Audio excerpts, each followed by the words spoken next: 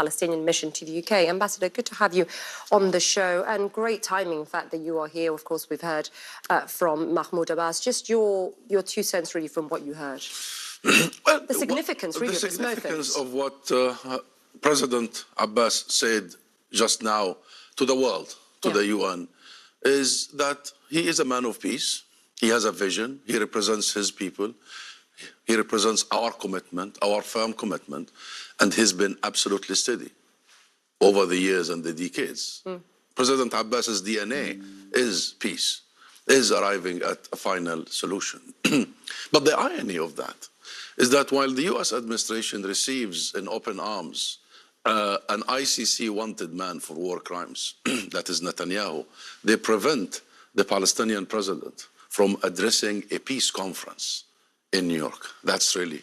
And obviously this was on video. That's really the irony of the moment.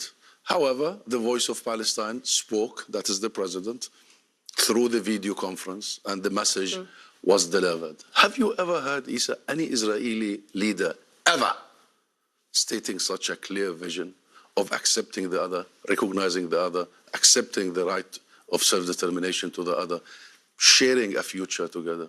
You will never hear that. Clearly, he wasn't allowed in. He's addressing it via video link, President Abbas. But as Jim was saying, there's strength in numbers here. More than 145 countries recognizing Palestine. I saw you today, saw a video of you today in that moment as the flag was being hoisted outside the embassy. One, what does it mean on a personal level for you? I'm keen to get a sense of that, because you and I have spoken on many occasions, and the fears and frustrations and the anger that you would discuss. But also, in real terms, Ambassador, what does that mean?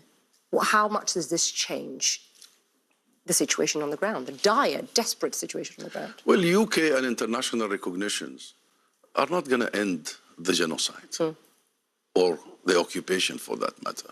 We know that. Recognitions will not bring back the lives we've lost, the homes that have been destroyed, the livelihoods that have been stolen. But the question is not why should the world recognize the state of Palestine, the small little minority countries that didn't, which is the Western powerful countries. The question is the lack of recognition for all these years have led us to where we are today. Because the lack of recognition has emboldened Israel.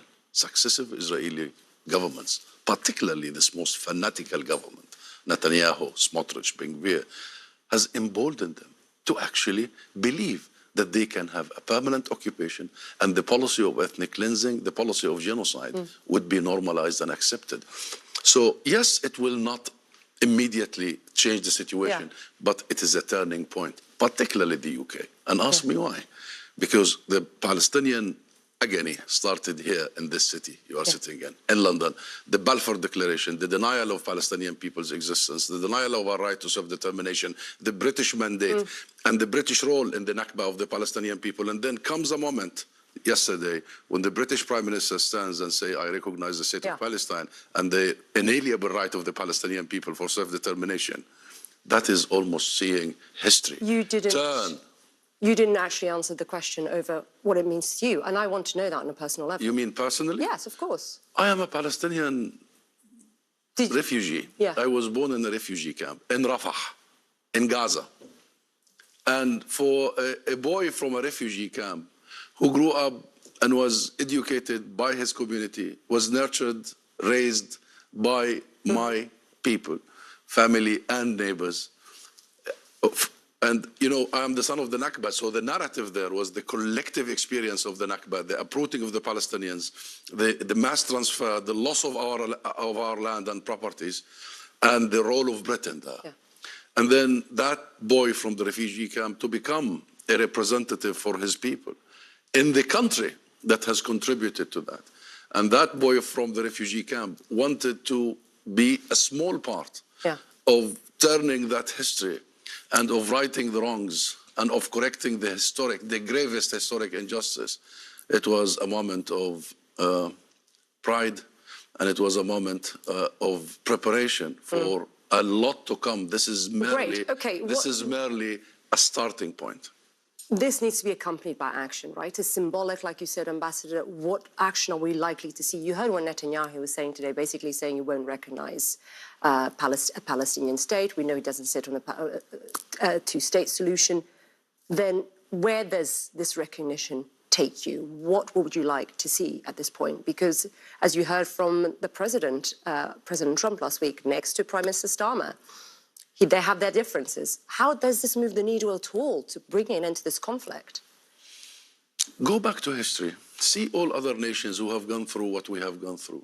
Look how it all started with the people, with the public opinion. Remember what Jim just said about the US public? Yeah, of course. And he's right, spot on. The US public is changing, things are changing. It's not at the policy level, but at the politics level. It's tectonic shifts in the US, not only in the Democratic side, but also on the Republican side. And we see the changes in the components of the US, of the American society.